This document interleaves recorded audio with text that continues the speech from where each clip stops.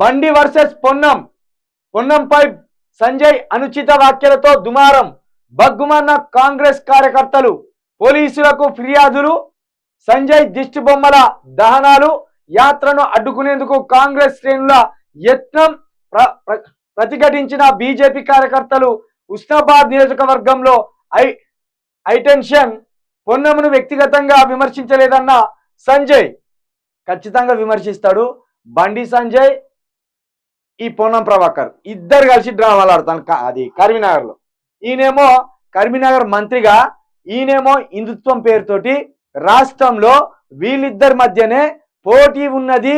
ఇది కరీంనగర్ ఎంపీ స్థానానికి కాంగ్రెస్ బీజేపీ మధ్య హోరాహోరీ ఫైట్ ఉన్నది అని ఒక ప్రాపగాండను, ఒక అబద్ధాలను జనంలో నెట్టడానికి ఇలా రోజు నిత్యం ఈయన తిడతాడు, ఈయన మీద కౌంటర్లు ఎత్తాడు. బండి సంజయ్ ఎమ్మెల్యేగా ఓడిపోయిండు.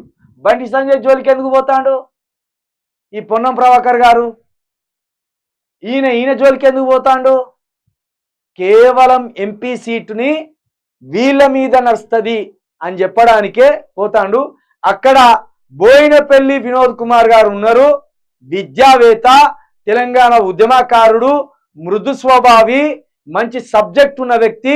ఆయన నిడిచిపెట్టుకొని ఇగో మసీదులను దోవుదాం, శవాలు వెళితే మాకు, శవాలు వెళితే మీకు, లింగాలు వెళితే మాకు, లింగం తీసుకొచ్చుకొని ఇంట్లో పెట్టుకుంటా ఈ మాటలు మాట్లాడతారు.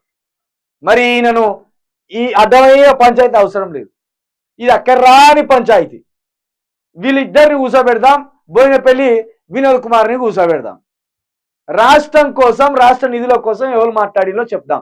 ఈయనైతే ఎంపీగానే ఉన్నాడు కదా, ఏం నిధులు తెచ్చిండు? మరి ఏం తేలే, రోజు మత పంచాయతీ.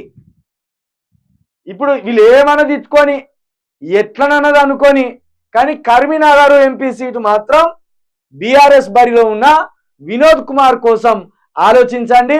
తెలంగాణ నికాసైన ఉద్యమకారుడు, తెలంగాణ అంశాన్ని విడిచిపెట్టకుండా పనిచేసినోడు. దాన్ని దృష్టిలో పెట్టుకోండి.